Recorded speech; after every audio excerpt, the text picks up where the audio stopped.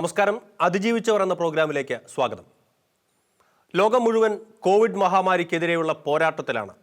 മുൻനിരയിൽ നിന്ന് പോരാടുന്നത് ആരോഗ്യ പ്രവർത്തകരുമാണ്. വൈറസുമായുള്ള ഈ യുദ്ധത്തിനിടയിൽ നിരവധി ആരോഗ്യ പ്രവർത്തകർക്കാണ് ജീവൻ നഷ്ടപ്പെട്ടത്. അതിൽ മലയാളികളും ഉൾപ്പെടുന്നു. എന്നാൽ കോവിഡ് രോഗബാധയേറ്റതിന് ശേഷം ചികിത്സയിലൂടെയും പ്രാർത്ഥനയിലൂടെയും രോഗത്തെ അതിജീവിച്ച് വീണ്ടും ചികിത്സാ രംഗത്തേക്ക് കടന്നു വന്ന മുന്നണി പോരാളികളായ മലയാളി ആരോഗ്യ പ്രവർത്തകരെയാണ് അതിജീവിച്ചവർ എന്ന ഈ പ്രോഗ്രാമിലൂടെ പരിചയപ്പെടുത്തുന്നത്. ആദ്യം നമുക്ക് UK-യിൽ നിന്നുള്ള അഭിഷേക് നമ്മോടൊപ്പം ചേരുന്നു. അഭിഷേക്, വളരെ സ്നേഹത്തോടെ സ്വാഗതം ചെയ്യുന്നു ഷെഖേന ടെലിവിഷൻ്റെ അതിജീവിച്ചവർ എന്ന ഈ ഒരു പ്രോഗ്രാമിലേക്ക്. മലയാളി ആരോഗ്യ പ്രവർത്തകരോട് മുഴുവനുള്ള സ്നേഹവും ആദരവും, കേരളത്തിൻ്റെ മുഴുവൻ ആദരവും ഞങ്ങൾ പ്രകടിപ്പിക്കുകയാണ്. ഒത്തിരി സന്തോഷത്തോടെ, ഒത്തിരി സ്നേഹത്തോടെ. അഭിഷേക്, UK-യിൽ എവിടെയാണ്? എത്ര വർഷമായി അവിടെ ജോലി ചെയ്യുന്നു? ഞാൻ UK-യിൽ ലണ്ടനിൽ ഹൗൺസ്ലോ എന്ന് പറയുന്ന സ്ഥലത്താണ് താമസിക്കുന്നത്. ഞങ്ങൾ 5 വർഷമായി ഇവിടെ എത്തിയിട്ട്. കൂടെ ഭാര്യ നീതയും ഞങ്ങൾക്ക് 3 കുഞ്ഞുമക്കളുണ്ട്. ഞങ്ങളിവിടെ ഓരോ ഹോസ്പിറ്റലിൽ ജോലി ചെയ്യുകയാണ്. എൻ്റെ വീട് നാട്ടിൽ കാസർഗോഡ് ജില്ലയിൽ ചിറ്റാരിക്കാൽ എന്ന് പറയുന്ന സ്ഥലത്താണ്. അഭിഷേക് കാസർഗോഡുകാരനാണല്ലേ? കാസർഗോഡ് നമുക്കറിയാം, ഒത്തിരി കോവിഡ് ബാധിതരായിട്ടുള്ള രോഗികൾ ഉണ്ടായിരുന്നു. പിന്നീട് അവരൊക്കെ തന്നെ ഓവർകം ചെയ്തു. അത്തരം കാര്യങ്ങളൊക്കെ അഭിഷേക് അറിഞ്ഞിട്ടുണ്ടാകുമെന്ന് കരുതുകയാണ്. അഭിഷേകിന് എങ്ങനെയാണ് കോവിഡ് രോഗബാധയുണ്ടാകുന്നത്? കോവിഡ് രോഗബാധിതരെ പരിചരിച്ചതിലൂടെയാണോ ഈ രോഗം അഭിഷേകിനെ ബാധിക്കുന്നത്? ഇത് ആദ്യമായി ഈ ഒരു കോവിഡ് രോഗബാധ സ്ഥിരീകരിച്ച സമയത്ത്, പോസിറ്റീവ് ആണെന്ന് കൺഫേം ചെയ്ത സമയത്ത് എന്താണ് ആദ്യം മനസ്സിൽ തോന്നിയത്? മാർച്ച് 12-ാം തീയതിയാണ് ഞാൻ ജോലി ചെയ്തുകൊണ്ടിരുന്ന യൂണിറ്റിൽ കോവിഡ് പോസിറ്റീവായിട്ടുള്ളൊരു പേഷ്യൻ്റ് വന്നത്. അന്ന് വൈകുന്നേരം നൈറ്റ് ഡ്യൂട്ടിക്ക് ചെല്ലുമ്പം ആ പേഷ്യൻറ്റിനെ ഞാൻ ടേക്ക് കെയർ ചെയ്യേണ്ടതായിട്ട് വന്നു. ആദ്യമൊരു ഉത്കണ്ഠ ഉണ്ടായിരുന്നു. പേടിയേക്കാൾ ഉപരി ഒരു ഉത്കണ്ഠയാണ് തോന്നിയത്. കാരണം ആവശ്യത്തിനുള്ള പ്രൊട്ടക്റ്റീവ് എക്യുപ്മെൻറ്റ്സ് ഒന്നും അവൈലബിൾ ആയിരുന്നില്ല. അപ്പം എങ്കിലും പ്രാർത്ഥിച്ചുകൊണ്ട് ഞാൻ പേഷ്യൻറ്റിനെ ടേക്ക് കെയർ ചെയ്തു. അത് കഴിഞ്ഞ് വീണ്ടും ഒരു 3-4 ദിവസം ഞാൻ ഓഫായിരുന്നു. അത് കഴിഞ്ഞ് മാർച്ച് 19-നാണ് ഞാൻ അടുത്ത ഡ്യൂട്ടിക്ക് വേണ്ടി പോകുന്നത്. ആ സമയത്ത് എൻ്റെ യൂണിറ്റ് മുഴുവൻ കോവിഡ് പോസിറ്റീവ് പേഷ്യൻസിന് വേണ്ടി മാത്രമാക്കി മാറ്റിയായിരുന്നു. അപ്പം എല്ലാ പേഷ്യൻസും കോവിഡ് പോസിറ്റീവായിട്ട് കൺഫേം ആയിട്ടുള്ള പേഷ്യൻ്റ് ആയിരുന്നു. അപ്പം ആ സമയത്തും ആവശ്യത്തിനുള്ള പ്രൊട്ടക്റ്റീവ് എക്യുപ്മെൻറ്റ്സ് ഒക്കെ കിട്ടി വരുന്നതേ ഉണ്ടായിരുന്നുള്ളൂ. അപ്പോഴും ധൈര്യത്തോടെ പോയി പേഷ്യൻറ്റിനെ നോക്കാതിരിക്കാൻ നമുക്ക് പറ്റില്ല. അപ്പോൾ ആ സമയത്ത് പേഷ്യൻറ്റിനെ ധൈര്യത്തോടെ പോയി നോക്കുകയാണ് ചെയ്തത്. അത് കഴിഞ്ഞ് വീണ്ടും 2-3 പ്രാവശ്യം കൂടി ഡ്യൂട്ടിക്ക് പോയി. വീണ്ടും ഞാനൊരു പിന്നെ ഒരു കുറച്ച് ദിവസങ്ങൾ ലീവായിരുന്നു. ആ സമയത്ത് എൻ്റെ വൈഫ് നീതയാണെങ്കിൽ നീത ജോലി ചെയ്യുന്നിടത്തും കോവിഡ് പോസിറ്റീവായിട്ടുള്ള പേഷ്യൻസ് ഒത്തിരി ഉണ്ടായിരുന്നു. അപ്പോൾ അതുകൊണ്ട് ഞങ്ങൾക്ക് രണ്ടുപേർക്കും ഒരു ആകുലത ഉണ്ടായിരുന്നു. കാരണം ഞങ്ങൾ രണ്ടുപേരും ഈ 12 മണിക്കൂർ ഈ കൺഫേം ആയിട്ടുള്ള പോസിറ്റീവായിട്ടുള്ള പേഷ്യൻസിൻ്റെ കൂടെ നിന്നിട്ട് തിരിച്ച് കുഞ്ഞുങ്ങളുടെ വീട്ടിലേക്കാണ് വരുന്നത്. അപ്പോൾ അതുകൊണ്ടുള്ള ഒരു പേടിയും ഒക്കെ ഉണ്ടായിരുന്നു. പക്ഷെ നമുക്ക് വേറെ ഒന്നും ചെയ്യാൻ നിവൃത്തിയില്ലായിരുന്നത് കൊണ്ട് പ്രാർത്ഥിച്ചുകൊണ്ട് മുമ്പോട്ട് പോയി. മാർച്ച് 31 വൈകുന്നേരമൊക്കെ ആയപ്പോഴത്തേനും കുഞ്ഞുങ്ങൾക്ക് ചെറുതായിട്ട് സിംറ്റംസ് തുടങ്ങി. അവർക്ക് പനി, ചുമ, ജലദോഷമൊക്കെ കണ്ടു തുടങ്ങി. അപ്പോൾ ഞങ്ങൾ ഇവിടുത്തെ ഒരു ഹെൽപ്പ് ലൈൻ നമ്പറിൽ ഞങ്ങൾ വിളിച്ചപ്പോൾ അവർ പറഞ്ഞു, നിങ്ങൾ ഹോം ഐസൊലേഷനിൽ പോകണം, കുഞ്ഞുങ്ങളെ ഇവിടെ ടെസ്റ്റ് ചെയ്യുന്നില്ല, കുഞ്ഞുങ്ങളെ നിങ്ങൾ വാച്ച് ചെയ്യുക, 14 ദിവസത്തെ ഹോം ഐസൊലേഷനിലായിരിക്കണമെന്ന് പറഞ്ഞു. അപ്പോൾ ഞങ്ങളങ്ങനെ ഏപ്രിൽ 1 തൊട്ട് 14 വരെ ഉള്ള ദിവസങ്ങളിൽ ഹോം ഐസൊലേഷനിലിരുന്നു. അപ്പോൾ ഏപ്രിൽ 4 ആയപ്പോഴത്തേക്കും ഐസൊലേഷനിലിരുന്ന സ്റ്റാഫിനെയൊക്കെ ഇവിടെ ടെസ്റ്റ് ചെയ്യാൻ തുടങ്ങി. അപ്പം ഞാനും നീതയും പോയി ഞങ്ങൾ ടെസ്റ്റ് ചെയ്തു. 2 ദിവസം കഴിഞ്ഞപ്പം ടെസ്റ്റിൻ്റെ റിസൾട്ട് വന്നപ്പം ഞാൻ പോസിറ്റീവായിരുന്നു, നീത നെഗറ്റീവും. അപ്പം തീർച്ചയായിട്ടും ഞാൻ വിചാരിക്കുന്നു, ഞാൻ പേഷ്യൻറ്റിൻ്റെ അടുത്ത് നിന്ന് തന്നെയാണ് എനിക്ക് കോവിഡ് കിട്ടിയത്. ഞാൻ പേഷ്യൻറ്റിനെ ടേക്ക് കെയർ ചെയ്യാനായിട്ട് പോയത് കൊണ്ടാണ് കിട്ടിയതെന്ന് തന്നെയാണ് ഞാൻ വിശ്വസിക്കുന്നതും വിചാരിക്കുന്നതും. തീർച്ചയായിട്ടും അഭിഷേകിനെ പോലെ നിരവധി ആരോഗ്യ പ്രവർത്തകർക്ക് കോവിഡ് രോഗബാധിതരെ പരിചരിച്ചതിലൂടെ രോഗബാധയുണ്ടായിട്ടുണ്ട്. എങ്കിലും ആ ഒരു അപകട സാധ്യത മുന്നിൽ കണ്ടുകൊണ്ട് തന്നെയാണ് ഒരുപാട് നമുക്കറിയാം നമ്മുടെ നഴ്സുമാരൊക്കെ തന്നെ വർക്ക് ചെയ്തുകൊണ്ടിരിക്കുന്നത്. വളരെയധികം നന്ദിയുണ്ട് അഭിഷേക്, ഒത്തിരി സ്നേഹത്തോടെ അത് ഓർമ്മിപ്പിക്കുകയാണ്. എങ്കിലും അഭിഷേക്, കോവിഡ് പോസിറ്റീവ് ആണെന്ന് അറിഞ്ഞപ്പോൾ എങ്ങനെയായിരുന്നു അവിടുത്തെ ഒരു ട്രീറ്റ്മെൻറ്റും അവിടുത്തെ ഒരു റെസ്പോൺസും അവിടുത്തെ ഒരു ഹെൽത്ത് ഡിപ്പാർട്ട്മെൻറ്റിൻ്റെ? കാരണം കേരളത്തിലാണെങ്കിൽ വളരെ കെയർ കൊടുത്ത് വളരെ സൂക്ഷ്മതയോടെ അവർക്ക് ഏറ്റവും അടിയന്തരമായ ചികിത്സ കൊടുക്കുവാനും മറ്റ് വ്യക്തികളുമായുള്ള സമ്പർക്കം ഒഴിവാക്കാനും ഒക്കെ ശ്രമിക്കുന്ന ഒരു സാഹചര്യം നമുക്ക് നിലവിലുണ്ട്. എന്നാൽ അത്തരത്തിലുള്ള ഒരു ക്രമീകരണം അവിടെ നിങ്ങളുടെ UK-യിലും ഉണ്ടായിരുന്നോ? അതോ എങ്ങനെയാണ് UK-യിലുള്ള ഒരു ഹെൽത്ത് ഡിപ്പാർട്ട്മെൻറ്റിൻ്റെ ഒരു പ്രതികരണം എങ്ങനെയായിരുന്നു? നിങ്ങളുടെ ട്രീറ്റ്മെൻറ്റ് ഹോസ്പിറ്റലിലായിരുന്നു അതോ വീട്ടിൽ തന്നെയായിരുന്നു? ഏത് രീതിയിലാണ് ട്രീറ്റ്മെൻറ്റ് മുന്നോട്ട് പോയത്? ഏപ്രിൽ 6-ാം തീയതി തിങ്കളാഴ്ച രാത്രിയിലാണ് എൻ്റെ ടെസ്റ്റ് റിസൾട്ട് വരുന്നത്. അപ്പോൾ തന്നെ ഞാൻ ഒരു റൂമിലേക്ക് എന്നെ തന്നെ ഐസൊലേറ്റ് ചെയ്ത് ഞാൻ റൂമിലേക്ക് മാറി. വീട്ടിൽ തന്നെയുള്ള ഒരു റൂമിലേക്ക് മാറി.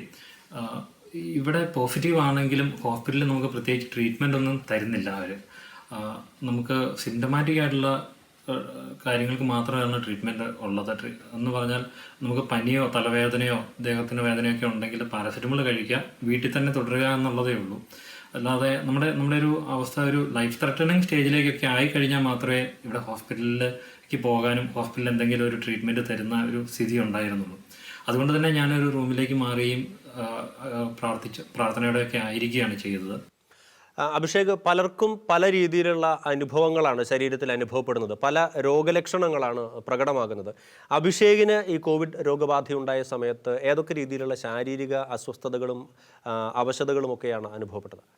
ആദ്യത്തെ കുറച്ച് ദിവസങ്ങളിലൊക്കെ എനിക്ക് നടുവേദനയും തലവേദനയും കണ്ണിനൊക്കെ ശക്തമായ വേദനയൊക്കെ ആയിരുന്നു ഉണ്ടായിരുന്നത്. അത് ഹോളി വീക്ക് ആയിരുന്നു.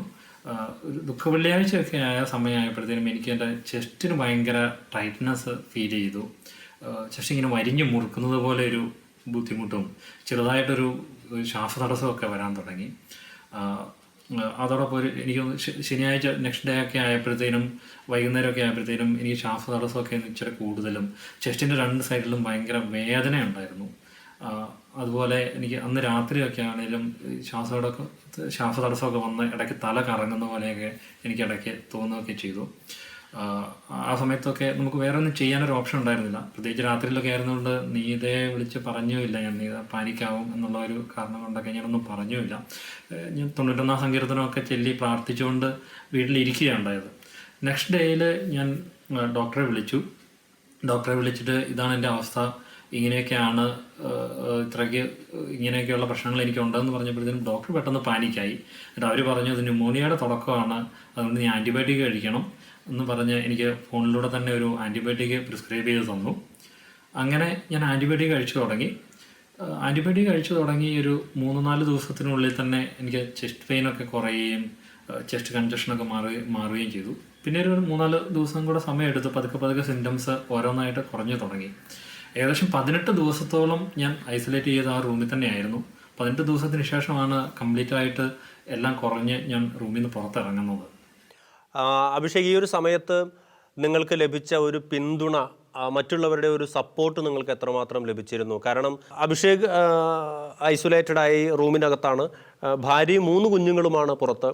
അപ്പോൾ അവരെത്രമാത്രം, പ്രത്യേകിച്ച് വൈഫ് എത്രമാത്രം ഒരു സ്ട്രഗിളിങ് അനുഭവങ്ങളിലൂടെ കടന്നുപോയിട്ടുണ്ടാകും, ഒത്തിരി ബുദ്ധിമുട്ടുകളിലൂടെ അവർ കടന്നുപോയിട്ടുണ്ടാകും. എന്തൊക്കെ രീതിയിലുള്ള പ്രയാസങ്ങളാണ് അനുഭവിച്ചത്? അതുപോലെ തന്നെ നിങ്ങളെ സഹായിക്കാനും ടേക്ക് കെയർ ചെയ്യാനൊക്കെ ആരെങ്കിലും ഒക്കെ മുന്നോട്ട് വന്നിരുന്നോ? ഞാൻ ഐസൊലേഷനിലായി ആദ്യത്തെ ഒരു ദിവസം കഴിഞ്ഞപ്പോൾ തന്നെ നീതി ഒത്തിരി മടുത്തു. കാരണം ഒന്ന് എൻ്റെ കാര്യം നോക്കണം, അതുപോലെ മക്കൾ 3 പേരും കുഞ്ഞുങ്ങളാണ്, അപ്പോൾ അവരുടെ കാര്യം നോക്കണം, വീട്ടിലെ കാര്യങ്ങൾ ചെയ്യണം, കുക്ക് ചെയ്യണം, അങ്ങനെയൊക്കെ വന്നപ്പോഴത്തേനും നീത ആദ്യത്തെ ഒരു ദിവസം കഴിഞ്ഞപ്പോൾ തന്നെ ഒത്തിരി ഫ്രസ്ട്രേറ്റഡ് ആവുകയും മടുക്കുകയൊക്കെ ചെയ്തു. നമുക്കൊരു സഹായത്തിനാണെങ്കിലും സഹായം പ്രതീക്ഷിച്ച് ചോദിക്കുന്ന ആൾക്കാർക്ക് സഹായിക്കാൻ പറ്റാത്ത ഒരു അവസ്ഥയാണ്. കാരണം ഒന്നാമത് ഇതൊരു എല്ലാവർക്കും അവരവരുടെ ജീവനാണ് വലുത്, ഇതൊരു ജീവൻ മരണ പ്രശ്നം പോലെയാണ്. അപ്പോൾ അതുകൊണ്ട് തന്നെ പലരും പേടിച്ചിട്ട് സഹായിക്കാൻ പറ്റില്ലാത്തൊരു അവസ്ഥയുണ്ട്.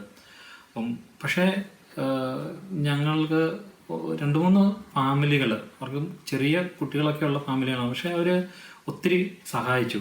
അവർ ആ ദിവസങ്ങളിലൊക്കെ ഐസൊലേഷനിലായിരുന്ന ഒരു 18 ദിവസവും നീതയെ വിളിക്കുകയും വീട്ടിലേക്ക് വേണ്ട കാര്യങ്ങളൊക്കെ, വേണ്ട സാധനങ്ങളൊക്കെ മേടിച്ചുകൊണ്ട് വീട്ടിൽ കൊണ്ട് തരികയും നീത ഇടയ്ക്കിടയ്ക്ക് വിളിക്കുകയും അവളെ സപ്പോർട്ട് ചെയ്യുകയൊക്കെ ചെയ്തുകൊണ്ടിരുന്നു. അതൊത്തിരി ഒരു സഹായമായിരുന്നു. പ്രത്യേകിച്ച് ഞാൻ ഓർക്കുന്നുണ്ട്, എനിക്ക് കൂടുതൽ ശ്വാസതടസ്സവും അങ്ങനെ ബുദ്ധിമുട്ടൊക്കെ കൂടിയ സമയത്ത് വീട്ടിൽ സാധനം മേടിച്ചുകൊണ്ട് തരാമെന്ന ഞങ്ങളുടെ സുഹൃത്ത് പുള്ളി ധൈര്യപൂർവ്വം വീടിനകത്തേക്ക് വരികയും എൻ്റെ റൂമിൻ്റെ മുമ്പിൽ വന്ന് എനിക്ക് വേണ്ടി പ്രാർത്ഥിക്കുകയൊക്കെ ചെയ്തു. അതൊക്കെ ഒത്തിരി ഞങ്ങളെ സഹായിച്ചു. അതോടൊപ്പം എൻ്റെ കൂടെ വർക്ക് ചെയ്യുന്നൊരു ചേച്ചിയാണേലും ആദ്യത്തെ സമയങ്ങളിലൊക്കെ ഞങ്ങളെ സഹായിച്ചു. ഞങ്ങൾ ഐസൊലേഷനിലായിരുന്ന സമയത്ത് ഇവിടുത്തെ പാരിഷ് പ്രീസ്റ്റ് ഇതിലെ ഞങ്ങളുടെ വീടിൻ്റെ മുമ്പിലുള്ള റോഡിലൂടെ ഇങ്ങനെ പോയപ്പം റോഡിന് മുമ്പിൽ വന്ന് നിന്ന് റോഡിൽ നിന്ന് ഞങ്ങൾക്ക് വേണ്ടി പ്രാർത്ഥിക്കുകയും ഞങ്ങളെ ബ്ലെസ് ചെയ്യുകയൊക്കെ ചെയ്തു. അങ്ങനെ ഒത്തിരി പേര് ആ സമയങ്ങളിൽ അങ്ങനെയൊക്കെ ഞങ്ങളെ സഹായിച്ചിട്ടുണ്ട്. അതുപോലെ ഒത്തിരി ആൾക്കാർ പല ഭാഗത്തു നിന്നും നീതെ ആ സമയങ്ങളിൽ വിളിക്കുകയും മാനസികമായിട്ട് അവളെ ഒത്തിരി സപ്പോർട്ട് ചെയ്യുകയും സഹായിക്കുകയും ചെയ്തു. പ്രത്യേകിച്ച് ഞങ്ങളുടെ ഒരു സുഹൃത്തായ ഒരു സിസ്റ്റർ എല്ലാ ദിവസവും ഈ ഒരു 18 ദിവസവും നീതെ വിളിക്കുകയും മക്കളോട് സംസാരിക്കുകയും പ്രാർത്ഥിക്കുകയും നീതയെ മാനസികമായിട്ട് സപ്പോർട്ട് ചെയ്യുകയൊക്കെ ചെയ്യുന്ന ഒരു അവസ്ഥയുണ്ടായിരുന്നു. തീർച്ചയായും നമ്മുടെയൊക്കെ ഓരോ ഫോൺ കോളുകളും നമ്മുടെ പ്രാർത്ഥനകളുമൊക്കെ എത്രമാത്രം ആശ്വാസം ഇത്തരത്തിൽ രോഗാവസ്ഥയിൽ കഴിയുന്നവർക്ക് ലഭിക്കുന്നുണ്ട്, പ്രത്യേകിച്ചും ആരോഗ്യ പ്രവർത്തകർക്ക് ലഭിക്കുന്നുണ്ട് എന്നുള്ള കാര്യങ്ങളാണ് ശരിക്കും അഭിഷേക് പറഞ്ഞത്. ഒപ്പം അഭിഷേക് എത്രത്തോളം ഈ ദിവസങ്ങളിൽ പ്രാർത്ഥിക്കാനും പ്രാർത്ഥനയിൽ ആശ്രയിക്കാനുമൊക്കെ പരിശ്രമിച്ചു, ഏതൊക്കെ രീതിയിലുള്ള ഒരു ദൈവാനുഭവങ്ങളിലൂടെയാണ് കടന്നുപോയത്? കാരണം വളരെ പ്രതികൂലമായ ഒരു സാഹചര്യം, കുടുംബത്തിൽ 3 കുഞ്ഞുങ്ങൾ, ഭാര്യ, അഭിഷേകാണെങ്കിൽ റൂമിൽ ഐസൊലേറ്റഡായി കോവിഡ് ബാധിതനായി കഴിയുന്നു. അപ്പോൾ ഈ ഒരു ക്ലേശകരമായ ആ ഒരു ദിവസങ്ങൾ പിന്നിട്ട് പ്രത്യാശയോടെ സമചിത്തതയോടെ മുന്നോട്ട് പോകാൻ എങ്ങനെയാണ് സാധിച്ചത്?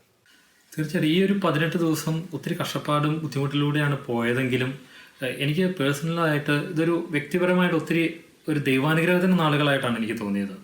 അതിനൊരു കാരണമുണ്ട്. എനിക്ക് ആദ്യമായിട്ട് പേഷ്യൻറ്റിനെ കിട്ടിയ സമയത്ത് തന്നെ എനിക്ക് പേഷ്യൻ്റെ അടുത്ത് പോകാനൊരു പേടി തോന്നിയിരുന്നു. അപ്പോൾ എൻ്റെ കൂടെ വർക്ക് ചെയ്യുന്ന ഒരാൾ വന്ന് എന്നോട് ചോദിച്ചു, നിന്നിൽ നിന്ന് ഞാനിത് പ്രതീക്ഷിക്കുന്നില്ല, കാരണം നീ ഒരു കാത്തലിക് അല്ലേ.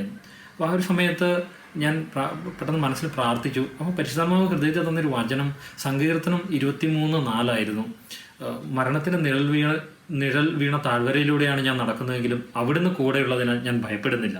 അതുകൊണ്ട് തന്നെ ഈ ഒരു അസുഖം വന്നപ്പോഴും എനിക്കൊരു ഭയം തോന്നിയില്ല, ധൈര്യത്തോടെ ഇരിക്കാനായിട്ട് സാധിച്ചു. അതുപോലെ 91 സങ്കീർത്തനമൊക്കെ ചൊല്ലി പ്രാർത്ഥിക്കുമ്പോൾ അതെന്നെ കൂടുതൽ ശക്തിപ്പെടുത്തുന്നുണ്ടായിരുന്നു. ഈ ഒരു 18 ദിവസവും ഒത്തിരി നല്ല കാര്യങ്ങൾ സംഭവിച്ചു. ഒന്ന്, ലോകത്തിൻ്റെ പല ഭാഗത്തു നിന്ന് ഒത്തിരി ആൾക്കാർ ഞങ്ങൾക്ക് വേണ്ടി പ്രാർത്ഥിച്ചു. ഞങ്ങൾക്ക് ഒത്തിരി പ്രാർത്ഥനകൾ ലഭിച്ചു. അത് ഞങ്ങളെ ഒത്തിരി ശക്തിപ്പെടുത്തി. അതുപോലെ ഏകദേശം 5 വർഷം ആയി ഞാനിവിടെ വന്നിട്ട് അതിന് മുമ്പൊക്കെ ഉണ്ടായിരുന്ന കോണ്ടാക്റ്റിലൊക്കെ ഉണ്ടായിരുന്ന ആൾക്കാർ ഞങ്ങളെ ഇതൊക്കെ അറിഞ്ഞ് ഞങ്ങളെ വിളിക്കുകയും പ്രാർത്ഥിക്കുന്നുണ്ടെന്ന് പറയുകയും ഞങ്ങളെ ധൈര്യപ്പെടുത്തുകയൊക്കെ ചെയ്തു. കൂടെ പഠിച്ചുകൊണ്ടിരുന്ന കുറേ പേരൊക്കെ വിളിച്ചു. ഒത്തിരി ആൾക്കാർ വിളിക്കുകയും ശക്തിപ്പെടുത്തുകയും മാനസികമായിട്ട് ധൈര്യപ്പെടുത്തുകയൊക്കെ ചെയ്യുന്നൊരവസ്ഥയുണ്ടായി. പിന്നെ അതുപോലെ തന്നെ എനിക്ക് ഈ ഒരു സമയത്ത് ഒത്തിരി പ്രാർത്ഥിക്കാനായിട്ട് പറ്റി. കുറേ സമയം പ്രാർത്ഥനയിൽ ചെലവഴിക്കാനും ദിവ്യബലിയിൽ ആയിരിക്കാനും അതുപോലെ തന്നെ കുറേ സമയങ്ങളിൽ ആരാധനയിൽ പങ്കെടുക്കാനും, ഇതെല്ലാം ഓൺലൈനിലാണെങ്കിലും അങ്ങനെയൊക്കെ പങ്കെടുക്കാനും ഒത്തിരി സമയം പ്രാർത്ഥനയിൽ ചെലവഴിക്കാനായിട്ട് സാധിച്ചു. അത് കൂടുതൽ എന്നെ ശക്തിപ്പെടുത്തുകയാണ് ചെയ്തത്. ഈ ഒരു സമയത്ത് ഒത്തിരി പ്രത്യേകിച്ച് GC യൂത്തുകാർ ഒത്തിരി പേരൊക്കെ ഞങ്ങൾക്ക് വേണ്ടി ലോകത്തിൻ്റെ പല ഭാഗത്തു നിന്നും ഞങ്ങൾക്ക് വേണ്ടി പ്രാർത്ഥിച്ചിട്ടുണ്ട്. അതും ഞങ്ങൾക്ക് ഒത്തിരി ഒരു ശക്തിയായിട്ട് മാറുകയാണ് ചെയ്തത്. അതുപോലെ ഈ ഒരു 18 ദിവസം ഇതൊരു ഐസൊലേഷൻ എന്ന് പറയുന്നതിനേക്കാൾ ഉപരി സോളിറ്റ്യൂഡ് എന്ന് പറയാനായിട്ടാണ് ഞാൻ ആഗ്രഹിക്കുക. കാരണം ദൈവത്തെ അറിയാനും ദൈവത്തിനോട് കുറെ കൂടെ കൂടുതൽ അടുക്കാനും ആ ഒരു മനോഹാരിതയൊക്കെ തിരിച്ചറിയാനും ഒക്കെ സാധിച്ച ഒരു ദിവസങ്ങളായിരുന്നു അത്. അതുപോലെ എനിക്ക് കുറച്ച് നല്ല ബുക്കുകൾ വായിക്കാനായിട്ട് സാധിച്ചു ആ സമയത്ത്. തീർച്ചയായിട്ടും ഒരു അനുഗ്രഹം നിറഞ്ഞ സമയമായിരുന്നു അത് എന്ന് തന്നെ വേണം പറയാൻ. അതുകൊണ്ട് തന്നെ പേടിയോ ഭയമോ ഒന്നും തോന്നിയില്ല, ധൈര്യത്തോടെ തന്നെ ആയിരുന്നത്. ഈ രോഗത്തിൻ്റെ നാളുകൾ കൂടി ആ ദിവസങ്ങൾ പോലും ഒരു അനുഗ്രഹത്തിൻ്റെയും പ്രാർത്ഥനാനുഭവത്തിൻ്റെയും ഒക്കെ ദിവസങ്ങളാക്കി മാറ്റാൻ സാധിച്ചു എന്നാണ് അഭിഷേക് പറഞ്ഞത്. തീർച്ചയായിട്ടും വളരെ സന്തോഷമുണ്ട് ഈ ഒരു അഭിഷേകിൻ്റെ വാക്കുകൾ കേൾക്കുമ്പോൾ. വളരെ ഒരു പോസിറ്റീവായിട്ടുള്ള ഒരു വൈബാണ് അഭിഷേക് നമ്മിലേക്കൊക്കെ കമ്മ്യൂണിക്കേറ്റ് ചെയ്യുന്നത്. അഭിഷേക്, ഇപ്പോൾ എന്താണ് അവസ്ഥ? വീണ്ടും ജോലിയിൽ പ്രവേശിച്ചോ? വീണ്ടും അതേ പഴയ കോവിഡ് പേഷ്യൻസിനെ ട്രീറ്റ് ചെയ്യുന്ന അതേ വാർഡിൽ തന്നെയാണോ ജോലിയിൽ പ്രവേശിച്ചിരിക്കുന്നത്? എന്താണ് ഇപ്പോഴത്തെ സാഹചര്യങ്ങൾ? ഞാൻ വീണ്ടും ജോലിക്ക് പോകാനായിട്ട് തുടങ്ങി. അസുഖമൊക്കെ മാറി ജോലിക്ക് പോകാനായിട്ട് തുടങ്ങി. ഞങ്ങൾ രണ്ടുപേരും ഇപ്പോഴും കോവിഡ് പോസിറ്റീവായിട്ടുള്ള പേഷ്യൻസിൻ്റെ കൂടെ തന്നെയാണ് ജോലി ചെയ്യുന്നത്. നിങ്ങളും പ്രാർത്ഥനയും ഞങ്ങളെ ഓർക്കുക. ഞങ്ങൾ ഇവിടുത്തെ അവസ്ഥയെല്ലാം നിങ്ങളൊക്കെ ന്യൂസ് പേപ്പറിലൂടെയൊക്കെ അറിയുന്നുണ്ടാവും. അപ്പം അതുപോലെയൊക്കെ ഭീതിയുള്ള ഒരവസ്ഥയാണ് ഇപ്പോഴും ഉള്ളത്. പക്ഷേ ധൈര്യത്തോടെ ഞങ്ങൾ രോഗികളുടെ അടുത്തേക്ക് പോകാനും ശുശ്രൂഷിക്കാനും ഒക്കെ ഞങ്ങൾക്ക് ധൈര്യം കിട്ടുന്നതിനും അതുപോലെ തന്നെ ഈ ആശുപത്രിയിൽ വർക്ക് ചെയ്യുന്ന ബാക്കിയുള്ള സ്റ്റാഫിനൊക്കെ വേണ്ടിയിട്ടും നിങ്ങളുടെ പ്രാർത്ഥനയും ഞങ്ങളെ എല്ലാവരെയും ഓർക്കണം. ഞങ്ങളും പ്രാർത്ഥനയിൽ ഓർക്കാം. തീർച്ചയായിട്ടും വളരെ നന്ദി അഭിഷേക്. ഷെക്കൈന ടെലിവിഷൻ്റെ ഈ അതിജീവിച്ചവർ എന്ന പ്രോഗ്രാമിൽ പങ്കെടുത്തതിനെ തീർച്ചയായും നാം എല്ലാം വളരെയധികം പ്രാർത്ഥിക്കേണ്ടതിൻ്റെ, ചുമ പറയാൻ മാത്രമല്ല ഗൗരവമായി വളരെ സീരിയസ് ആയി തന്നെ നമ്മൾ ഈ കാലഘട്ടങ്ങളിൽ ആരോഗ്യ പ്രവർത്തകർക്ക് വേണ്ടി പ്രാർത്ഥിക്കേണ്ടിയിരിക്കുന്നു എന്നുള്ള ഒരു ആവശ്യകതയാണ് അദ്ദേഹം പറഞ്ഞത്. ഇപ്പോഴും 3 മക്കളുള്ള ആ ദമ്പതികൾ അഭിഷേകും നീതയും രണ്ടുപേരും ഇപ്പോഴും കോവിഡ് ബാധിതരായിട്ടുള്ള രോഗികളെയാണ് പരിചരിക്കുന്നത്. 2 ഫോട്ടോകൾ അഭിഷേക് അയച്ചു തന്ന 1-2 ഫോട്ടോകൾ നമുക്ക് പെട്ടെന്നൊന്ന് കണ്ടുപോകാം. വിശുദ്ധവാര ദിവസങ്ങളിൽ അഭിഷേക് കോവിഡ് ബാധിച്ച് റൂമിൽ ഐസൊലേറ്റഡ് ആയിട്ട് കഴിഞ്ഞ സമയത്ത് വിശുദ്ധവാര ദിവസങ്ങളിൽ പെസഹാപ്പം മുറിക്കുന്ന ഒരു പ്രാർത്ഥനയുടെ ശുശ്രൂഷ, അതിൻ്റെ ഒരു ദൃശ്യമാണ് നമ്മളിപ്പോൾ കാണുന്നത്. കുടുംബവും മക്കളും ഭാര്യയും ഒരുമിച്ച് ഒരു മുറിയിൽ, അഭിഷേകിൻ്റെ മുറിയിൽ ഇരുന്നുകൊണ്ട് വീഡിയോ കോൺഫറൻസിങ്ങിലൂടെ അല്ലെങ്കിൽ വീഡിയോ കോളിലൂടെ പരസ്പരം കണ്ട് പ്രാർത്ഥിച്ച് അവർ പെസഹാപ്പം മുറിക്കുന്നതിൻ്റെ ഫോട്ടോ ആണ് അഭിഷേക് അയച്ചു തന്നിരിക്കുന്നത്. ഒപ്പം വിശുദ്ധവാര ദിവസങ്ങളിലൊക്കെ ഓൺലൈനിലൂടെ അവർ വിശുദ്ധവാര തിരുക്കർമ്മങ്ങളിൽ പങ്കെടുക്കുകയും കുടുംബ പ്രാർത്ഥനയിൽ വീഡിയോ കോളിങ്ങിലൂടെ 2 മുറികളിലായിരുന്ന് അവർ കുടുംബ പ്രാർത്ഥന നടത്തുകയും ചെയ്തു, ഒരു ദിവസം പോലും മുടങ്ങാതെ. അങ്ങനെ ദൈവത്തിൽ ആശ്രയിച്ചുകൊണ്ടാണ് അവർക്ക് കോവിഡിനെ അതിജീവിക്കാനായിട്ട് സാധിച്ചത്. ഇനി കോവിഡ് രോഗം അതിൻ്റെ മൂർധന്യത്തിൽ എത്തി നിൽക്കുന്ന അമേരിക്കയിൽ നിന്നും ആണ് നമ്മോടൊപ്പം ഒരു നേഴ്സ് ചേരുന്നു. നേഴ്സായിട്ടുള്ള ലില്ലി തച്ചിലാണ് നമ്മോടൊപ്പം ചേരുന്നത്. ലില്ലി മാഡം, സ്വാഗതം അതിജീവിച്ചവർ എന്ന ഈ ഒരു പ്രോഗ്രാമിലേക്ക്. US-ൽ നിന്നാണ് നിങ്ങൾ പങ്കെടുക്കുന്നത്. US-ൽ എവിടെയാണ്, എത്ര വർഷമായി അവിടെ നേഴ്സായി ജോലി ചെയ്യുന്നു? എൻ്റെ പേര് ലില്ലി തച്ചൽ. എൻ്റെ കേരളത്തിൽ സ്വദേശം അങ്കമാലിയാണ്. കഴിഞ്ഞ 29 വർഷമായിട്ട് കുടുംബസമേതം USA-യിൽ ഷിക്കാഗോയിലാണ് താമസിക്കുന്നത്. എൻ്റെ ഹസ്ബൻഡ് ബഹുമാനപ്പെട്ട സേവ്യർ വട്ടായലച്ചൻ്റെ നേതൃത്വത്തിലുള്ള അനോയിൻറ്റിംഗ് ഫോർ കാത്തലിക് മിനിസ്ട്രിയിൽ ഫുൾ ടൈം ശുശ്രൂഷ ചെയ്യുന്നു. 2 മക്കളാണ്. മോളുടെ വിവാഹം കഴിഞ്ഞ് ഫാമിലി ആയിട്ട് അവർ ന്യൂയോർക്കിൽ സെറ്റിൽഡാണ്. മോനിപ്പോൾ ഡിഗ്രി കഴിഞ്ഞ് ഞങ്ങളുടെ കൂടെ താമസിക്കുന്നു. ഒരു കരിസ്മാറ്റിക് അപ്രോച്ചുള്ള അല്ലെങ്കിൽ ഒരു നവീകരണ അനുഭവമുള്ളൊരു ഫാമിലിയാണ്. ലില്ലി മാഡം, നിങ്ങൾക്ക് എങ്ങനെയാണ് കോവിഡ് ബാധയുണ്ടായത്? രോഗികളെ ചികിത്സിച്ചതിലൂടെയാണോ, പരിചരിച്ചതിലൂടെയാണോ രോഗബാധ ഉണ്ടാകുന്നത്? രോഗികളെ ശുശ്രൂഷിച്ചത് കൊണ്ടാണ് എനിക്ക് കോവിഡ് വന്നതെന്ന് പൂർണ്ണമായി പറയാൻ സാധിക്കില്ല. കാരണം ഞാൻ ആ ദിവസങ്ങളിൽ ജോലി ചെയ്യുന്ന യൂണിറ്റിൽ കോവിഡ് പേഷ്യൻസ് ഉണ്ടായിരുന്നില്ല. പിന്നെ അതിനൊരു 10 ദിവസം മുമ്പ് ഞാനും എൻ്റെ ഹസ്ബൻഡും 2 ആഴ്ചത്തേക്ക് ഓസ്ട്രേലിയക്ക് പോയിട്ടുണ്ടായിരുന്നു. അത് ഓസ്ട്രേലിയക്ക് പോയപ്പോൾ ഒരു 29 hours ഫ്ലൈയിങ് ഉണ്ട്. Chicago to Dubai 15 hours, Dubai to Australia 14 hours. അപ്പോൾ എനിക്ക് സംശയമുണ്ട്, ഒരുപക്ഷെ എനിക്ക് യാത്രയിലായിരിക്കും ഇത് കിട്ടിയതെന്ന് ഒരു സംശയമുണ്ട്. പക്ഷേ എൻ്റെ ഹസ്ബൻഡിനും മോനും ഒരു കുഴപ്പം ഇതുവരെ ഇല്ല. നമുക്കറിയാം, US-ലാണ് ഏറ്റവും കൂടുതൽ കോവിഡ് ബാധിതരുള്ളത്. ഒരുപാട് പേർ മരിക്കുന്ന ഒരു സാഹചര്യമുണ്ട്. ന്യൂയോർക്കിലൊക്കെ അവിടുത്തെ എല്ലാ ആശുപത്രികളും ഇപ്പോൾ കോവിഡ് പേഷ്യൻസിനെ കൊണ്ട് നിറഞ്ഞിരിക്കുന്ന ഒരു സാഹചര്യമുണ്ട്. അതുകൊണ്ട് തന്നെ ആരോഗ്യ പ്രവർത്തകർക്ക് രോഗബാധയുണ്ടാകാനുള്ള സാധ്യത വളരെ അപകടകരമായ ഒരു സാഹചര്യത്തിലാണ് അവിടുത്തെ കാര്യങ്ങൾ. ഈ ഒരു സമയത്ത് ഒരുപാട് മരണങ്ങൾ ഒക്കെ ഇങ്ങനെ കണ്ട് നിൽക്കുന്ന ഒരു സമയത്ത് തനിക്കും കോവിഡ് ബാധയുണ്ടായി എന്ന് അറിയുന്ന സമയത്ത് എന്താണ് തോന്നിയത്? ഒരു മരണഭീതി അല്ലെങ്കിൽ ഒരു മരണഭയം, എന്ത് സംഭവിക്കും എനിക്ക്, അങ്ങനെ എന്തെങ്കിലും ചിന്ത തോന്നിയിരുന്നു? എനിക്ക് മരണഭീതി ഒന്നും ഉണ്ടായിരുന്നില്ല. കാരണം ഞാൻ പൂർണ്ണമായും ദൈവത്തിൽ ആശ്രയിക്കുന്ന, ദൈവത്തിൽ വിശ്വസിക്കുന്ന ഒരു വ്യക്തിയാണ്. റോമ 8:28 ഇപ്രകാരമാണ്: ദൈവത്തെ സ്നേഹിക്കുന്നവർക്ക് അവിടുത്തെ പദ്ധതി അനുസരിച്ച് വിളിക്കപ്പെട്ടവർക്ക് എല്ലാം നന്മയ്ക്കായി മാറ്റുമെന്ന്. അപ്പോൾ ദൈവം എന്നെ സഹനത്തിലൂടെ കടന്നു പോയപ്പോൾ ദൈവന് എന്നിൽ ഒരു വലിയൊരു പ്ലാനും പദ്ധതി ഉണ്ടെന്ന് മനസ്സിലാക്കുവാനുള്ള ഒരു കൃപ ഉണ്ടായിരുന്നു. പിന്നെ അതുപോലെ തന്നെ ഇപ്പോൾ കോവിഡ് വന്ന് മരിക്കാനാണ് എൻ്റെ വിധിയെങ്കിൽ, ദൈവത്തിൻ്റെ പ്ലാനെങ്കിൽ അത് നമ്മൾക്ക് മാറ്റാൻ കഴിയില്ലല്ലോ. വളരെ പോസിറ്റീവായ, വളരെ എനർജറ്റിക്കായി ഇപ്പം ലില്ലി മാഡം സംസാരിക്കുമ്പോൾ തന്നെ ആ ഒരു എനർജി നമ്മിലേക്ക് റേഡിയേറ്റ് ചെയ്യുന്നുണ്ട്. അത് ശരിക്കും നല്ലൊരു പ്രാർത്ഥനയുള്ള അല്ലെങ്കിൽ ഒരു ദൈവാശ്രയ ബോധമുള്ള, ദൈവത്തിൻ്റെ കരുതലിനെക്കുറിച്ച് വ്യക്തമായ ബോധമുള്ള, വ്യക്തമായ ഒരു പേഴ്സണൽ എക്സ്പീരിയൻസ് ഉള്ള ഒരു വ്യക്തിയുടെ ഒരു സംസാരം തന്നെയാണ് ലില്ലി മാഡം സംസാരിക്കുമ്പോൾ നമുക്ക് ഫീൽ ചെയ്യുന്നത്. മറ്റൊരു കാര്യം ചോദിച്ചോട്ടെ, എന്തൊക്കെ തരത്തിലുള്ള ശാരീരിക ബുദ്ധിമുട്ടുകളിലൂടെ, അവശതകളിലൂടെ കടന്നുപോയി? അതുപോലെ തന്നെ വീട്ടിൽ മറ്റാർക്കെങ്കിലും ഈ രോഗം ബാധിക്കുന്ന സാഹചര്യം ഉണ്ടായോ? ഈ ഒരു രോഗബാധയുടെ ആ ഒരു നാളുകളിൽ, ചികിത്സയിൽ അല്ലെങ്കിൽ ഐസൊലേഷനിൽ കഴിഞ്ഞ നാളുകളിൽ മറ്റുള്ളവരുടെ ഒരു സഹായവും ഒരു സ്നേഹവും കരുതലും ഒക്കെ എങ്ങനെയായിരുന്നു? ദൈവത്തിൻ്റെ കരുണ കൊണ്ട് കുടുംബത്തിൽ വേറെ ആർക്കും ഒരു കുഴപ്പവുമില്ല. പിന്നെ ശാരീരികമായും മാനസികമായും വേദന ഉണ്ടായിരുന്നു എന്ന് ചോദിച്ചാൽ തീർച്ചയായിട്ടും അതിലൂടെ കടന്നു പോയി. കാരണം കോവിഡ് പോസിറ്റീവാണെന്ന് അറിഞ്ഞപ്പോൾ ഉടൻ തന്നെ ഞാൻ സെൽഫ് ഐസൊലേറ്റ് ചെയ്തു. ഞാനൊരു റൂമിലേക്ക്, ബാത്റൂം അറ്റാച്ചുള്ള റൂമിലേക്ക് മാറി. അപ്പോൾ ആ ഐസൊലേറ്റഡ് ആകുമ്പോൾ ആ ലോൺലിനെസ് ഫീലിംഗ് അതൊരു ഭയങ്കര ഒരു മാനസിക അവസ്ഥയിലൂടെ കടത്തിവിടും. പിന്നെ ശാരീരിക വേദന, ഫീവർ, 2-3 ദിവസം എനിക്ക് ശ്വാസം മുട്ടലുണ്ടായിരുന്നു. അതിലൂടെയൊക്കെ കടന്നു പോയപ്പോഴെല്ലാം ഭയങ്കര ബുദ്ധിമുട്ടായിരുന്നു. പിന്നെ ആരെങ്കിലും സഹായിക്കാനുണ്ടോ എന്ന് ചോദിച്ചാൽ അത് പറയുകയാണെങ്കിൽ എൻ്റെ ബ്രദറും ഫാമിലിയും തൊട്ടടുത്താണ്. അതുപോലെ ഞങ്ങൾക്കൊരു പവർഫുൾ പ്രെയർ ഗ്രൂപ്പ് ഉണ്ട്.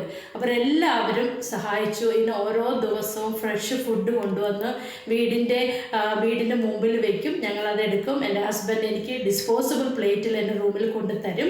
അപ്പോൾ അത് കാരണം ഒന്നിനും ഒരു കുറവുണ്ടായിട്ടില്ല. എല്ലാവരും എനിക്ക് എന്താണ് വേണ്ടത്, എൻ്റെ ടേസ്റ്റ് അനുസരിച്ച് അവർ എനിക്ക് ഉണ്ടാക്കി കൊണ്ടുവന്ന് അങ്ങനെ ആ ഒറ്റ ദിവസം പോലും ഒന്നിനും ഒരു കുറവില്ലാതെ ഞങ്ങളുടെ ഫ്രണ്ട്സും എൻ്റെ ബ്രദറും ഫാമിലിയും എല്ലാവരും ഞങ്ങളെ വളരെ നന്നായി ടേക്ക് കെയർ ചെയ്തു. മാഡം സംസാരിക്കുമ്പോൾ തന്നെ വലിയ ഒരു ആത്മവിശ്വാസവും ഒരു ചങ്കൂറ്റവും ഒക്കെ നമുക്ക് ഫീൽ ചെയ്യുന്നുണ്ട്. ശരിക്കും ഇങ്ങനെ വേണം ആരോഗ്യ പ്രവർത്തകർ എന്ന് തോന്നുന്നു. കാരണം കോവിഡ് ബാധിച്ച് മരണത്തോട് മല്ലടിച്ച് കഴിയുന്ന വ്യക്തികൾക്ക് ഒരു ആത്മധൈര്യവും വിശ്വാസവും പ്രത്യാശയും കൊടുക്കണമെങ്കിൽ ഇതുപോലെ എനർജറ്റിക് ആയിട്ടുള്ള വ്യക്തികൾ നമുക്ക് ഈ രംഗത്ത് ആവശ്യമാണ്. വളരെയധികം നന്ദി പറയുന്നു മാഡം, ഈ ഒരു പ്രസരിപ്പോടെ, ഈ ഒരു എനർജിയോട് കൂടിയിട്ട് രോഗികളുടെ ഇടയിൽ ശുശ്രൂഷ ചെയ്യുന്നതിന്, രോഗികളുടെ ഇടയിൽ അവരെ ശുശ്രൂഷിക്കുന്നതിന്. ഒപ്പം ഈ ഒരു ദിവസങ്ങളിൽ രോഗത്തിൻ്റെ ഒരു നാളുകളിലൂടെ കടന്നു പോയപ്പോൾ എത്രത്തോളം ഒരു ദൈവാശ്രയത്വത്തിലൂടെ കടന്നു പോകാൻ സാധിച്ചു? ഏത് രീതിയിൽ, എങ്ങനെയൊക്കെയായിരുന്നു പ്രാർത്ഥനകൾ? ഏത് രീതിയിലാണ് ദൈവത്തിൽ കൂടുതലായി ആശ്രയിച്ചത്? തീർച്ചയായിട്ടും ഈ വലിയൊരു സഹനത്തിലൂടെ കടന്നു പോയതുകൊണ്ട് പ്രാർത്ഥനയുടെ ശക്തിയും ദൈവത്തിൽ കൂടുതൽ ആശ്രയിക്കാനും അതുപോലെ ആഴമായ വിശ്വാസത്തിലേക്കും എന്നെ നയിച്ചു. പ്രത്യേകിച്ച് 3-4 ദിവസം ആ ശാരീരികമായ വേദനയും മാനസികമായ സംഘർഷത്തിലായിരുന്നപ്പോൾ എനിക്ക് പ്രാർത്ഥിക്കാനൊന്നും സാധിച്ചില്ല. ഞാൻ വളരെയധികം പ്രാർത്ഥിക്കുന്ന ഒരു വ്യക്തിയായിരുന്നു. ആ ദിവസങ്ങളിൽ ഞാൻ എൻ്റെ ഫോണിലെ ഓഡിയോ ബൈബിളും ഓഡിയോ ജപമാലയും കേട്ടുകൊണ്ട് കിടക്കുമായിരുന്നു. പ്രത്യേകിച്ച് ഓഡിയോ ബൈബിളിലെ സങ്കീർത്തനങ്ങൾ, പ്രാർത്ഥനയുള്ള സങ്കീർത്തനങ്ങൾ കേട്ട് ഞാൻ സമയം ചെലവഴിക്കുമായിരുന്നു. പിന്നെ അത് തന്നെയുമല്ല, ഒത്തിരി സഹോദരങ്ങൾ ഞങ്ങൾക്ക് വേണ്ടി പ്രാർത്ഥിക്കുന്നുണ്ടായിരുന്നു. പ്രത്യേകിച്ച് ഞങ്ങളുടെ ഇടവക വികാരി കോവിഡ് പേഷ്യൻസിന് വേണ്ടി ബലിയർപ്പിച്ച് പ്രാർത്ഥിക്കുമായിരുന്നു. പിന്നെ ഞാൻ നേരത്തെ പറഞ്ഞതുപോലെ ബഹുമാനപ്പെട്ട സേവ്യർ ഖാൻ വട്ടാലച്ചനും അച്ഛൻ്റെ കൂടെ പ്രവർത്തിച്ച എല്ലാ AFCയും പ്രീസ്റ്റും ബലിയർപ്പിച്ച് എനിക്ക് വേണ്ടി പ്രാർത്ഥിക്കുമായിരുന്നു. പ്രാർത്ഥനയുടെയും ആരാധനയും അങ്ങനെ എല്ലാവരും പ്രാർത്ഥനയുടെ ഫലമായിട്ടാണ് എനിക്ക് ദൈവം പൂർണ്ണ സൗഖ്യം നൽകുമെന്ന് ഞാൻ വിശ്വസിക്കുന്നു. ഹെബ്രായർ 13:8 പറയുന്ന യേശുക്രിസ്തു ഇന്നലെയും ഇന്നും എന്നും ഒരേ ഒരാൾ തന്നെയാണ്. ആ യേശുക്രിസ്തുവിൻ്റെ സ്നേഹവും സാമീപ്യവും ഞാൻ ശരിക്കും അനുഭവിച്ചറിഞ്ഞു. പിന്നെ ഒരു കാര്യം പറയാനുള്ളത്, ഞാൻ ഈ അസുഖം വരുന്നതിന് 2 മാസം മുമ്പ് മുതൽ സങ്കീർത്തനങ്ങൾ 119 അധ്യായം വായിക്കുമായിരുന്നു. അത് ലോങ് ചാപ്റ്റർ ആയതുകൊണ്ട് എല്ലാവരും ഉപേക്ഷിക്കുന്ന ഒരു അധ്യായമാണ്. പക്ഷേ എന്തോ ആത്മാവ് ഒരു പ്രചോദനം തന്നു. കഴിഞ്ഞ 2 മാസം ഞാനത് ഡെയിലി വായിക്കുമായിരുന്നു. അപ്പോൾ വായിക്കുമ്പോൾ ഒന്നും അത്ര അങ്ങനെ ഒരു എഫക്റ്റ് തോന്നില്ല. പക്ഷേ എൻ്റെ അസുഖം മാറിക്കഴിഞ്ഞ് ഞാനത് വായിക്കാൻ തുടങ്ങിയപ്പോൾ എനിക്ക് മനസ്സിലായി ആ വചനത്തിൻ്റെ ശക്തി, ആ വചനത്തിൻ്റെ കരുണയാണ് എനിക്ക് പൂർണ്ണ സൗഖ്യം നൽകിയതെന്ന്. ജ്ഞാനം 16:12 പറയുന്നുണ്ടല്ലോ, മരുന്നോ ലേപനമോ ഔഷധമല്ല സൗഖ്യം നൽകുന്നത്, കർത്താവിൻ്റെ വചനമാണെന്ന്. അത് തീർച്ചയായിട്ടും ആ വചനത്തിൻ്റെ ശക്തിയാണെന്ന് ഞാൻ വിശ്വസിക്കുന്നു. ഈ ഒരു പുതിയൊരു ജീവിതം, നല്ലൊരു ആരോഗ്യം തന്ന് തിരിച്ചു വരാനുള്ള അനുഗ്രഹിച്ചതിന് പൂർണ്ണമായിട്ടും ദൈവത്തിൻ്റെ കൃപയാണ്, ദൈവത്തിൻ്റെ കരുണയാണെന്ന് ഞാൻ വിശ്വസിക്കുന്നു. ഇപ്പോൾ എന്താണ് അവസ്ഥ? ഇപ്പോൾ ആരോഗ്യം പൂർണ്ണമായും വീണ്ടെടുത്ത ഒരു നിലയിലെത്തിയോ?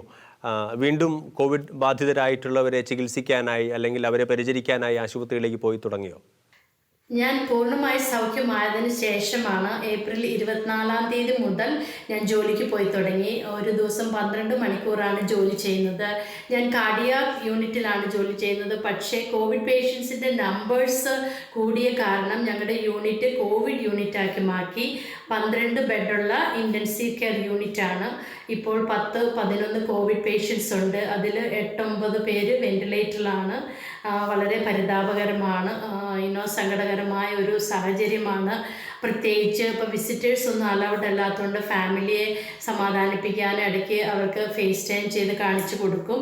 പിന്നെ അവർക്കെല്ലാം വേണ്ട സപ്പോർട്ടീവ് ട്രീറ്റ്മെൻറ്റും മെഡിക്കൽ ട്രീറ്റ്മെൻറ്റും അതിനേക്കാളൊക്കെ ഉപരിയായി ദൈവത്തിനോട് കരുണയ്ക്കായി യാചിക്കുന്നു, പ്രാർത്ഥിക്കുന്നു. എനിക്കിപ്പോൾ പൂർണ്ണമായും സൗഖ്യമായി. യെശയ്യാ 40:31 പറയുന്നത് പോലെ ദൈവത്തിൽ ആശ്രയിക്കുന്നവർ വീണ്ടും ശക്തി പ്രാപിക്കും. അവർ കഴുകിലെ പോലെ ചിറകടിച്ചു വരും. ഓടിയാലും ക്ഷീണിക്കുകയില്ല, നടന്നാലും തളരുകയില്ല. അതുകൊണ്ട് ദൈവത്തിൽ ആശ്രയിക്കുന്നതുകൊണ്ട് ഒരു കുഴപ്പമില്ലാതെ മുന്നോട്ട് പോകാനുള്ള കൃപ ദൈവം തന്നതിനെ ഓർത്ത് ദൈവത്തിന് ഞാൻ ആയിരം നന്ദി പറയുന്നു. തീർച്ചയായിട്ടും വളരെ നന്ദി ലിലി മാഡം. ഷെക്കേന ടെലിവിഷൻ്റെ അതിജീവിച്ചു പറയുന്ന ഈ ഒരു പ്രോഗ്രാമിൽ പങ്കെടുത്തതിനും ഇത്രയും അനുഭവങ്ങൾ പങ്കുവച്ചതിനും ശരിക്കും വളരെയധികം സന്തോഷവും ആത്മവിശ്വാസവും ഒരു പ്രതീക്ഷയും നൽകുന്ന വാക്കുകളാണ് ലിലി മാഡം പങ്കുവച്ചത്. ഒരു പക്ഷേ മരണം പോലും സംഭവിച്ചേക്കാവുന്ന തരത്തിലുള്ള ഈ ഒരു കോവിഡ് രോഗം ബാധിച്ചിട്ട് പോലും പ്രത്യാശ കൈവിടാതെ ആത്മവിശ്വാസത്തോടെ ചങ്കൂറ്റത്തോടെ പ്രാർത്ഥനയിൽ ആശ്രയിച്ച് അതിനെ മറികടന്ന അനുഭവമാണ് അവർ പങ്കുവച്ചത്.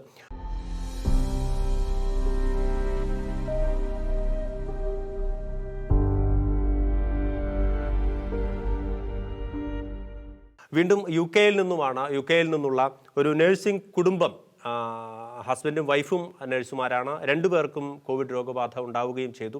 ഈ വിവരങ്ങൾ, അവർ കടന്നുപോയ ക്ലേശകരമായ അനുഭവങ്ങളും ഒപ്പം അവരനുഭവിച്ച ദൈവത്തിൻ്റെ സംരക്ഷണവും നമ്മോട് പങ്കുവയ്ക്കുകയാണ്. ബിജി ആണ് യു കെയിൽ നിന്നും നമ്മോടൊപ്പം ചേരുന്നത്. ബിജി, പറയൂ, യു കെയിൽ എവിടെയാണ്, എത്ര വർഷമായി യു കെയിലെത്തിയിട്ട്? ഹലോ, എൻ്റെ പേര് ബിജി.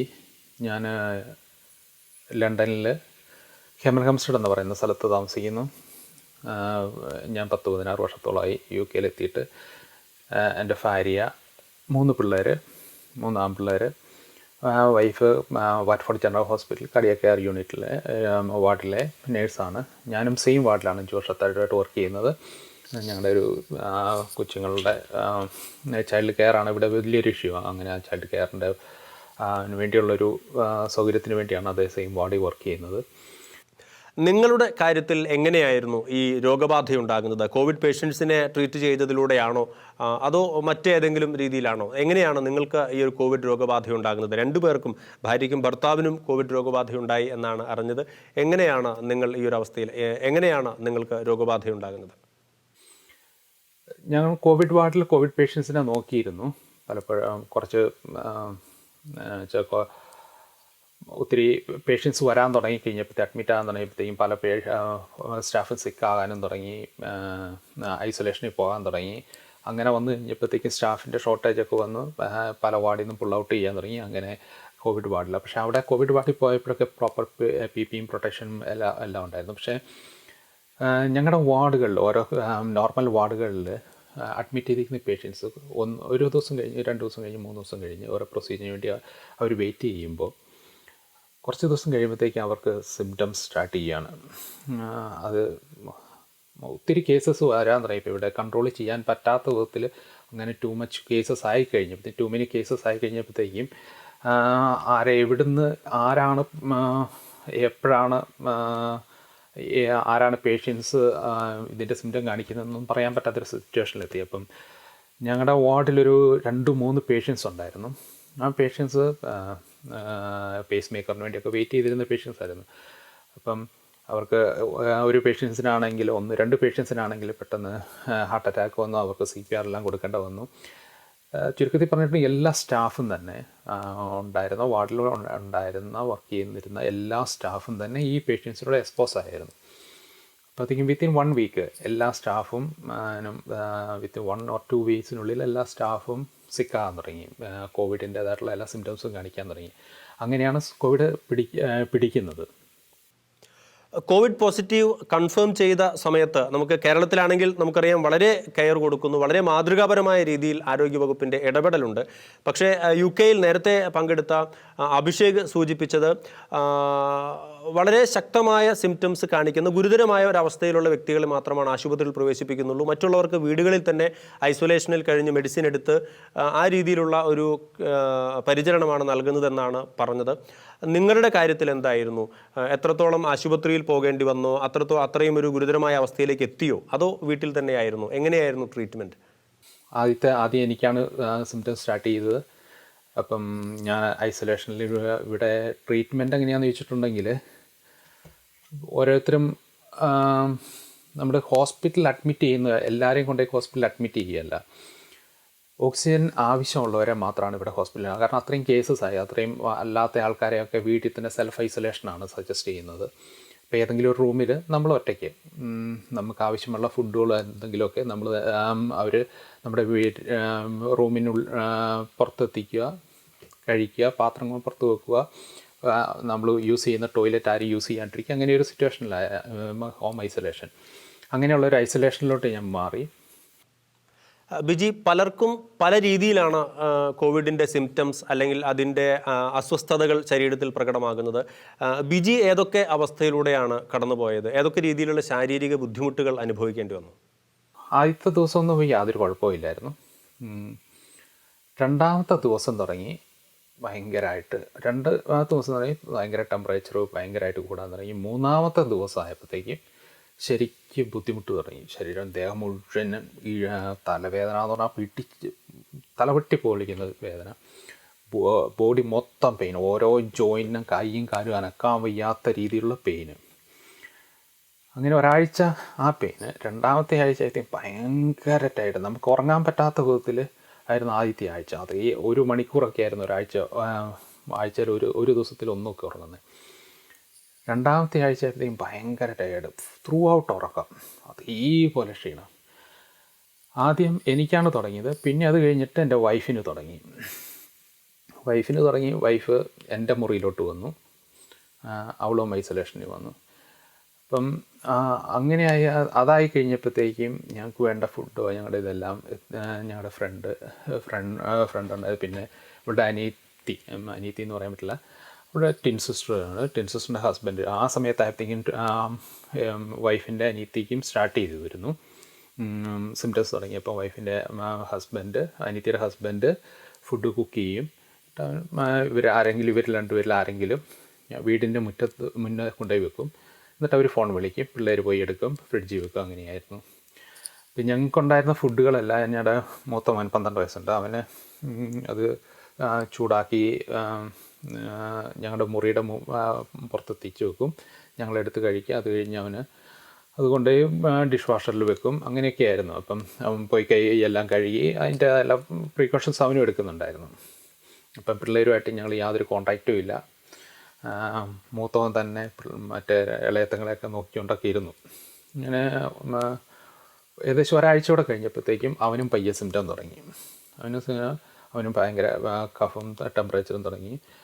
അപ്പോൾ അവൻ്റെ ത്രോട്ടിൻ്റെ ബാക്ക് സൈഡിൽ ഒത്തിരി മണൽ പോലെ ഇങ്ങനെ അങ്ങനത്തെ ഒരു കുറച്ച് ഇതൊക്കെ കണ്ടു കഴിഞ്ഞപ്പോഴത്തേക്കും ഒരു ഡൗട്ട് അവന് ടോൺസലൈറ്റീസ് ആണോ എന്ന്, അതോ ഇത് കോവിഡ് തന്നെയാണോ എന്ന്. അതുകൊണ്ട് അവനെ വേറെ റൂമിലാക്കി ഞങ്ങൾ GP വിളിച്ച് ഞങ്ങൾ ഡോക്ടറെ വിളിച്ച് പറഞ്ഞപ്പോഴത്തേക്ക് അവർ മെഡിസിൻ ആൻറ്റിബയോട്ടിക് പെൻസിലിൻ അവന് സ്റ്റാർട്ട് ചെയ്തു. അങ്ങനെ അവന് അത് കഴിഞ്ഞ് രണ്ടാമത്തെ ആഴ്ച ആയപ്പോഴത്തേക്കും തുടങ്ങി എനിക്ക് ഭയങ്കര വീസിങ്ങും തുടങ്ങി. ചെസ്റ്റ് ഇൻഫെക്ഷൻ പിടിച്ച പോലെ തോന്നും. അപ്പോഴത്തേക്കും GP ഡോക്ടറെ വിളിച്ച് പറഞ്ഞപ്പോൾ അവർ പറഞ്ഞു ഇത് വീസിങ് കൂടുവാണെങ്കിൽ നീ ഹോസ്പിറ്റലിൽ അഡ്മിറ്റ് ആവണം. അപ്പം അഡ്മിറ്റായി കഴിഞ്ഞിട്ടുണ്ടെങ്കിൽ വീട്ടിലെ ഇതെങ്ങനെയാവും, ഇവളും അഡ്മിറ്റ് ആകേണ്ടി വരും. അങ്ങനെയുള്ളൊരു സിറ്റുവേഷൻ. ആരും നമ്മളെ ഹെൽപ്പ് ചെയ്യാൻ ആ സമയത്ത് വരലൊക്കെ ഇച്ചിരി ബുദ്ധിമുട്ടാണ്. കാരണം ഇത് ഐസൊലേഷനിലായതുകൊണ്ട് നമ്മൾ വീട്ടിലെല്ലാവരും. അപ്പോൾ ഇങ്ങനെയുള്ളൊരു ഇതുകൊണ്ട് ഞാൻ പറഞ്ഞു ഒന്ന് നോക്കാം, ഇതില്ലെങ്കിൽ ഞാൻ ആംബുലൻസ് വിളിച്ച് പൊയ്ക്കോളാം എന്ന് പറഞ്ഞു. അങ്ങനെ അങ്ങനെയുള്ളത് എന്താണ്, അവർ എനിക്ക് ആൻറ്റിബയോട്ടിക് പ്രിസ്ക്രൈബ് ചെയ്തു. അത് ഇവിടെ ഡെലിവറായി. അനിയൻ പോയിട്ട് കളക്ട് ചെയ്തുകൊണ്ട് വന്നു. എൻ്റെ ബ്രദർ പോയി കളക്ട് ചെയ്തുകൊണ്ട് വന്നു. ഞാനങ്ങനെ അതും സ്റ്റാർട്ട് ചെയ്തു. പിന്നെ ബിജി ഒരു നവീകരണ അനുഭവമുള്ള ഒരു വ്യക്തിയാണ്, വളരെയധികം പ്രാർത്ഥിക്കുന്ന ഒരു വ്യക്തിയാണ് എന്നാണ് അറിയാൻ കഴിഞ്ഞത്. ഇപ്പോൾ ഈ ഒരു വലിയ ക്ലേശത്തിൻ്റെ ഈ ഒരു ദിവസങ്ങളിലൂടെ കടന്നു പോയപ്പോൾ രണ്ടുപേരും, ഭാര്യയും ഭർത്താവും ഐസൊലേറ്റഡായി കോവിഡ് രോഗബാധയുടെ ആ ഒരു ദിവസങ്ങളിലൂടെയൊക്കെ കുടുംബം മുഴുവൻ വലിയ അസ്വസ്ഥതയിലൂടെ കടന്നു പോയപ്പോൾ എത്രത്തോളം ദൈവത്തിൽ ആശ്രയിക്കാൻ സാധിച്ചു, എത്രത്തോളം പ്രാർത്ഥിക്കാൻ സാധിച്ചു? എങ്ങനെയാണ് ആ ദിവസങ്ങളിലെ ഒരു ദൈവാനുഭവം എന്തായിരുന്നു? എത്രത്തോളം പ്രാർത്ഥനയുടെ അനുഭവങ്ങൾ ആദ്യത്തെ 1-2 ദിവസം നന്നായിട്ട് പ്രാർത്ഥിക്കാൻ പറ്റി. കാരണം ഇതിൻ്റെ പ്രാർത്ഥന സാധാരണഗതിയിലുള്ള നമ്മുടെ കൊന്തയും മറ്റുള്ള ഇതെല്ലാം പ്രാർത്ഥനകളും എല്ലാം ചെയ്യുന്നുണ്ടായിരുന്നു. കർണക്കൊന്ത, കുരിശിൻ്റെ വഴി, ആ സമയത്ത് നമ്മൾ ശരിക്കും പറഞ്ഞിട്ടുണ്ടെങ്കിൽ നോയമ്പ് കാലമായിരുന്നുകൊണ്ട് കുരിശിൻ്റെ വഴി എല്ലാം അങ്ങനത്തെയുള്ള പ്രാർത്ഥനകളെല്ലാം തന്നെ ചെയ്യുന്നുണ്ടായിരുന്നു. പക്ഷേ 3-ാമത്തെ ദിവസം മുതൽ ഒന്നും പറ്റാത്ത അവസ്ഥയായി. ഒന്നാമതായിരുന്ന ബോഡി പെയിൻ അങ്ങ് കൂടി ഇങ്ങനത്തെ നോർമലായിട്ടുള്ള ഒരു പ്രാർത്ഥനയും പറ്റുന്നില്ല. ആകെ ചെയ്യുന്നത് എന്നാന്ന് ചോദിച്ചിട്ടുണ്ടെങ്കിൽ ബൈബിള് ഓൺലൈനിൽ കേട്ടോണ്ടിരിക്കുക, ടോക്കുകൾ കേൾക്കുക. ടയേർഡാണ്, ഫുൾ ടയേർഡ്. അങ്ങ് ബോഡി പെയിൻ എന്ന് പറഞ്ഞാൽ ഭയങ്കര ബോഡി പെയിൻ, ഒന്നിനും പറ്റാത്തൊരവസ്ഥ. പിന്നെ ഈ ബോഡി പെയിനൊക്കെ വരുമ്പോഴത്തേക്കും ദൈവമേ ഇത് ലോകത്തിൻ്റെ മനസാന്തരത്തിന് ശുദ്ധീകരണത്തിന് ആത്മാക്കൾക്ക് വേണ്ടി ഇങ്ങനെ സമർപ്പിക്കുന്നതൊക്കെ ഒരു ചെറിയ ചെറിയ പ്രാർത്ഥനകൾ. അങ്ങനെയല്ലാണ്ട് ബൈബിൾ കേൾക്കുന്നതല്ലാണ്ട് വേറെ ഒന്നും ചെയ്യാൻ കഴിയുന്നില്ലായിരുന്നു നെക്സ്റ്റ് 2 വീക്സ്. പക്ഷേ അതിനേക്കാൾ ഉപരി എനിക്ക് ഷെയർ ചെയ്യേണ്ട വേറെ സംഗതി എന്ന് വെച്ചിട്ടുണ്ടെങ്കിൽ, ഞാൻ പലപ്പോഴും ഞങ്ങൾ ഹോസ്പിറ്റലിലൊക്കെ അപൂർവം ചില പേഷ്യൻസ് നിയർ ഡെത്ത് എക്സ്പീരിയൻസ് പറയാറുണ്ട്. ഈ കാർഡിയാക് അറസ്റ്റ് വന്ന പേഷ്യൻസ് അവരെ CPR കൊടുത്ത് എഴുന്നേൽപ്പിച്ച് കഴിയുമ്പോൾ വളരെ അപൂർവം ചില വ്യക്തികൾ ഇങ്ങനത്തെ കാര്യങ്ങളൊക്കെ ഷെയർ ചെയ്തിട്ടുണ്ട്. അങ്ങനത്തെ ഒരു എക്സ്പീരിയൻസ് എനിക്കുണ്ടായി. എങ്ങനെയാണെന്ന് ചോദിച്ചാൽ, നമ്മുടെ കൊറിന്ത്യസ് 1 കൊറിന്ത്യർ 14:15 ഒരു പൗലോസ്ലീഹ പറയുന്നുണ്ട്, ഞാൻ എൻ്റെ ആത്മാവ് കൊണ്ടും മനസ്സുകൊണ്ടും പ്രാർത്ഥിക്കും, ആത്മാവ് കൊണ്ടും മനസ്സുകൊണ്ടും പാടുകയും ചെയ്യും. ഈ പറഞ്ഞ ഒരു എക്സ്പീരിയൻസ് ഞാൻ 3-ാമത്തെ ദിവസം ഞാൻ ഉറക്കം തെളിഞ്ഞ് എഴുന്നേറ്റ് കഴിയുമ്പോൾ എനിക്ക് ആ ടയേർഡ്, എനിക്ക് കൈ അനക്കാൻ പറ്റുന്നില്ല, കാനനക്കാൻ പറ്റില്ല. ഞാൻ തല ചരിച്ചിങ്ങനെ കമന്ന് കിടക്കുവാണ്. ഫോണ് എൻ്റെ അടുത്തുണ്ട്. ഇപ്പം വൈഫ് ഐസൊലേഷനിലായിട്ടില്ല, വൈഫിന് സിംറ്റംസ് ആയിട്ടില്ല, അവളും പിള്ളേരോട് അടുത്ത റൂമിലാണ് കിടക്കുന്നത്. ഇപ്പം എനിക്ക് ഫോൺ എടുക്കണമെന്നുണ്ട്, പക്ഷേ ഫോൺ എടുക്കാൻ പറ്റുന്നില്ല, എൻ്റെ കൈ അനക്കാൻ പറ്റുന്നില്ല, കംപ്ലീറ്റ് ബോഡി പാരലൈസ് ആയതുപോലെ കിടക്കുവാണ്.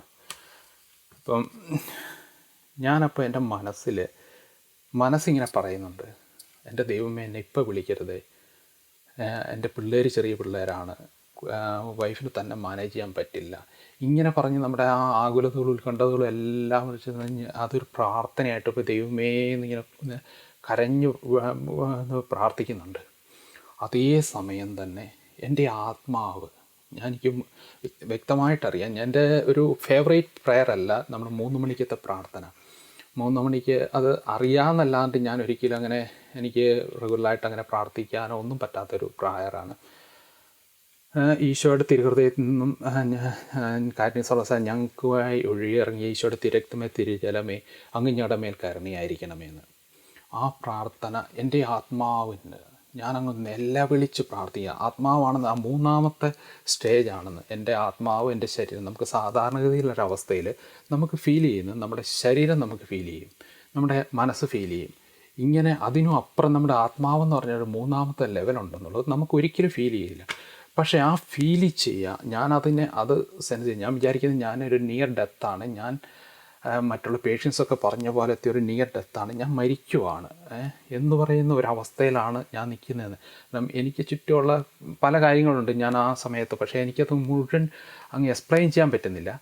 ഞാൻ എത്ര നേരം പ്രാർത്ഥിച്ചെന്നോ, ഞാനിങ്ങനെ റിപ്പീറ്റ് ചെയ്ത് പ്രാർത്ഥിക്കുന്നതായിട്ട് എനിക്കറിയാം. എൻ്റെ ആത്മാവ് പ്രാർത്ഥിക്കുന്നതായിട്ട്, മനസ്സ് അതിൻ്റേതായിട്ടുള്ള പ്രാർത്ഥന നമ്മൾ സാധാരണ മനസ്സിലോട്ട് പ്രാർത്ഥിക്കുന്ന പോലെ, പക്ഷേ ആത്മാവ് കുറേ നേരം കഴിഞ്ഞ് ഞാൻ മയക്കത്തിലോട്ട് വീഴുന്നതായിട്ട് എനിക്കറിയാം.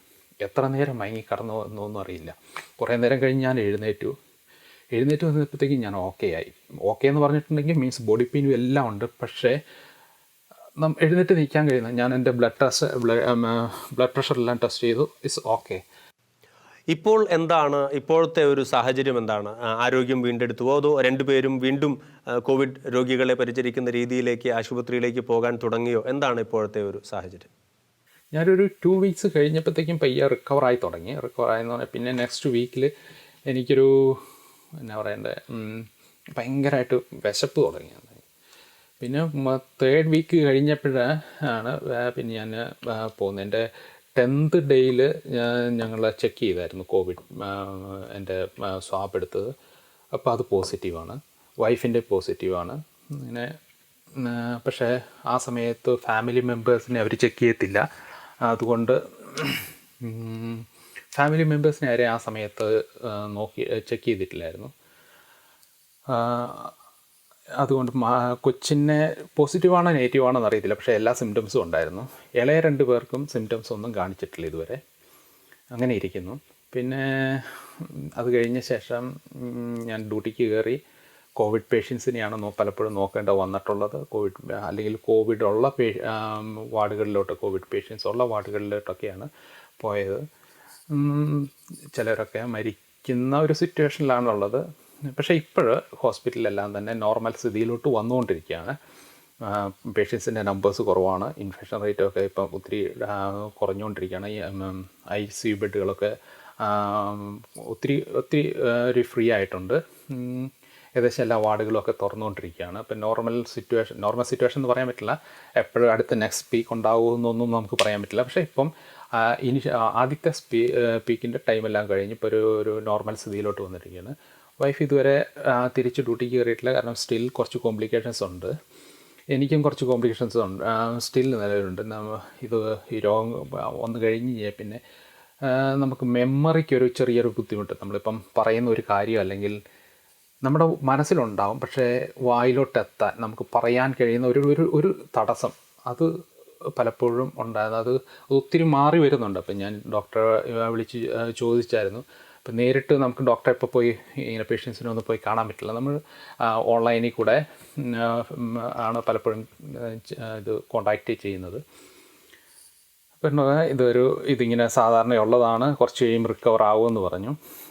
പിന്നെ ഫോൺ വിളിക്കുമ്പം എസ്പെഷ്യലി ഫോൺ നമ്മുടെ സൈഡിലോട്ട് ചെവിയുടെ അടുത്ത് കൊണ്ടുപോയി വെച്ച് കഴിയുമ്പോൾ ചെവിക്കൊരു വേദന പോലെ തോന്നും. റേഡിയേഷൻ്റെ ത്രോട്ടിന് ഇച്ചി ആകുന്ന പോലെ കഫ് അങ്ങനത്തെ ഓരോക്കെ സിറ്റുവേഷൻസ് ഉണ്ടാകുന്നുണ്ട്. പിന്നെ കുറേ അങ്ങനത്തെ കുറച്ച് ചെറിയ പ്രശ്നങ്ങൾ ഇപ്പോഴും നിലവിലുണ്ട്. അത് പയ്യെ സ്ലോവിലാണ് റിക്കവർ ആയിക്കൊണ്ടിരിക്കുന്നത്. വൈഫും കംപ്ലീറ്റ് റിക്കവർ ആയിട്ടില്ല. പക്ഷേ നാട്ടിലെ പോലെ വീണ്ടും retest whether positive or negative എന്നുള്ള ഒന്ന് ചെക്ക് ചെയ്യുന്ന ഒരു സിസ്റ്റം ഇതുവരെ ഇവിടെ തുടങ്ങിയിട്ടില്ല. കാരണം നമ്പർ ഓഫ് പേഷ്യൻസിൻ്റെ കൂടുന്നുണ്ടും സാബ് ചെയ്യേണ്ട അത്രയും ആൾക്കാരുള്ളത് കൊണ്ടും അത് പോസിബിൾ അല്ല ഇവിടെ ഇപ്പം. ഇത്രയൊക്കെയാണ്. വളരെ നന്ദി ബിജി, UK-യിൽ നിന്നും ഈ ഒരു പ്രോഗ്രാമിൽ പങ്കെടുത്തതിനും നിങ്ങളുടെ അനുഭവങ്ങൾ പങ്കുവച്ചതിനും. ശരിക്കും വളരെ ക്ലേശകരമായ ഒരു അവസ്ഥയിലൂടെ കുടുംബം മുഴുവൻ കോവിഡിൻ്റെ ഒരു ശക്തമായ പ്രഹരമേറ്റ് കടന്നുപോയ അനുഭവങ്ങളാണ് ബിജി പങ്കുവച്ചത്. ഇനി സ്വിറ്റ്സർലൻഡിൽ നിന്നും ഇതുപോലെ തന്നെ ഒരു നേഴ്സിൻ്റെ കുടുംബവും കോവിഡ് രോഗബാധയിലൂടെ കടന്നുപോയതിൻ്റെ അനുഭവങ്ങളാണ് നമ്മോട് പങ്കുവയ്ക്കുന്നത്. വളരെ ചുരുങ്ങിയ സമയമാണ് നമുക്കിനി അവശേഷിക്കുന്നത്. സ്വിറ്റ്സർലൻഡിൽ നിന്നും ജോഷി പൊന്നാരക്കുന്നിൽ, അതുപോലെ തന്നെ അദ്ദേഹത്തിൻ്റെ ഭാര്യ ലാലി പൊന്നാരക്കുന്നിൽ. ലാലി നേഴ്സാണ്, ജോഷി അവിടെ IT എഞ്ചിനീയറായിട്ട് ജോലി ചെയ്യുകയാണ്. അവർക്ക് 2 പേർക്കും ഒപ്പം കുടുംബത്തിൽ അവരുടെ കൊച്ചിനും അസുഖം ബാധിക്കുന്ന ഒരു സാഹചര്യമുണ്ടായി. ജോഷി പൊന്നാരക്കുന്നിലിനെ ഇൻറ്റൻസീവ് കെയർ യൂണിറ്റിൽ തീവ്ര പരിചരണ വിഭാഗത്തിൽ പ്രവേശിപ്പിക്കുന്ന ഒരു സാഹചര്യം വരെ ഉണ്ടായി. എന്നിട്ടും അവരതിനെ പ്രാർത്ഥനയിലൂടെ അതിനെ അതിജീവിച്ച് മുന്നോട്ട് വന്ന അനുഭവങ്ങളാണ് പങ്കുവയ്ക്കാനുള്ളത്. ആദ്യം ലാലി പൊന്നാരക്കുന്നിൽ, എങ്ങനെയായിരുന്നു നിങ്ങളുടെ ഒരു അവസ്ഥ? ഏത് രീതിയിൽ ആണ് നിങ്ങൾക്ക് കോവിഡ് ബാധയുണ്ടായത്? എത്രത്തോളം ഒരു ഗൗരവമായ അവസ്ഥയിലേക്ക് അത് പോയി? എൻ്റെ പേര് ലാലി പൊന്നാരക്കുന്നിൽ. ഞാനിവിടെ 30 വർഷമായിട്ട് സ്വിറ്റ്സർലൻഡിൽ കുടുംബമായിട്ട് താമസിക്കുകയാണ്. ഇവിടെ ഞാൻ മെഡിക്കൽ ഫീൽഡിൽ നഴ്സായിട്ട് വർക്ക് ചെയ്യുന്നു. സ്വിറ്റ്സർലൻഡിലും കൊറോണ ബാധിക്കുകയുണ്ടായി. ഞങ്ങൾക്കും അത് അനുഭവം ഉണ്ടായ ഒരു കുടുംബമാണ്. ഞങ്ങളുടെ വീട്ടിലെല്ലാവരും കൊറോണ ബാധിതരായി ഒരു 3 ആഴ്ചയോളം കിടക്കുകയായിരുന്നു. ഏറ്റവും കൂടുതൽ ബാധിച്ചത് എൻ്റെ ഹസ്ബൻഡിനാണ്.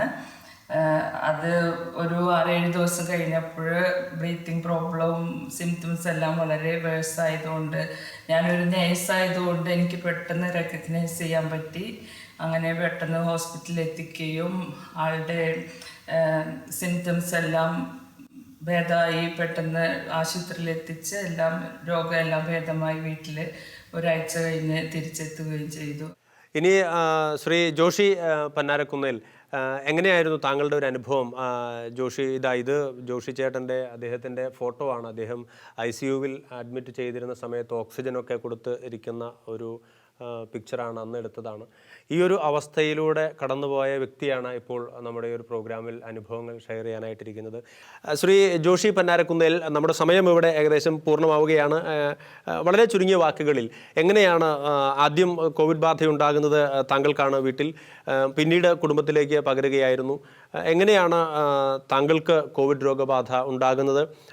അത് കൺഫേം ചെയ്തപ്പോൾ എത്രമാത്രം ബുദ്ധിമുട്ടുകൾ അനുഭവിച്ചു? ഒപ്പം തീവ്രപരിചരണ വിഭാഗത്തിലേക്ക് എത്തുന്ന രീതിയിലുള്ള ഒരു സാഹചര്യമുണ്ടായി. എങ്ങനെയാണ് ആ ദിവസങ്ങളിലൂടെ കടന്നുപോയത്? എനിക്ക് ഈ രോഗം തുടങ്ങാനുള്ള കാരണം, ഞാനിവിടെ ഹോം ഓഫീസായിരുന്നു. ഇപ്പോൾ സ്വിറ്റ്സർലൻഡിൽ കൊറോണയുടെ സ്റ്റാർട്ട് തുടങ്ങിയപ്പോൾ തന്നെ ഞങ്ങളുടെ കമ്പനികളിലൊക്കെ ഹോം ഓഫീസാക്കിയായിരുന്നു. ഹോം ഓഫീസ് ഇരുന്ന് ചെയ്തുകൊണ്ടിരുന്ന സമയങ്ങളിൽ എനിക്ക് എൻ്റെ കൈയുടെ ഒരു ഫിംഗർ ഒന്ന് വലുതായി തന്നെ ഒന്ന് മുറിയേണ്ട വന്നു, ഒരവസരം വന്നു. ആ സമയത്ത് ഞാൻ എമർജൻസി ആയിട്ട് ഹോസ്പിറ്റലിൽ പോകേണ്ടി വന്നു, കാരണം ബ്ലഡ് നിൽക്കുന്നില്ലായിരുന്നു. അപ്പോൾ അവിടെ ഹോസ്പിറ്റലിൽ ചെന്ന സമയത്ത് അവിടെ കൊറോണയുടെയൊക്കെ ഒരു സ്റ്റാർട്ടിങ് തുടങ്ങിയിട്ടുള്ളായിരുന്നു. അപ്പോൾ പലരും ഇങ്ങനെ എൻ്റെ മുമ്പിലും പുറയിലും അവിടെ ഈ ഇരിക്കുന്ന റൂമിലൊക്കെ ആയിട്ട് പലരും ഉണ്ടായിരുന്നു. എൻ്റെ പൂർണ്ണ വിശ്വാസം എനിക്ക് അവിടെ നിന്ന് കിട്ടിയെന്നുള്ളതാണ്. കാരണം ഒരു 2-3 മണിക്കൂറോളം അവിടെ ചിലവഴിക്കേണ്ടി വന്നു. അതിനുശേഷം ഏതാണ്ട് ഒരാഴ്ച കഴിഞ്ഞ് കഴിയുമ്പോൾ രാത്രിയിൽ വൈകിട്ട് ഉറങ്ങാൻ കിടന്ന് ഒരു 10-11 മണിയായപ്പോൾ ശരിക്കും ഒന്ന് ഒരു ഷിവറിങ്, ഒരു 10 മിനിറ്റോളം ഷിവറിങ് തോന്നി.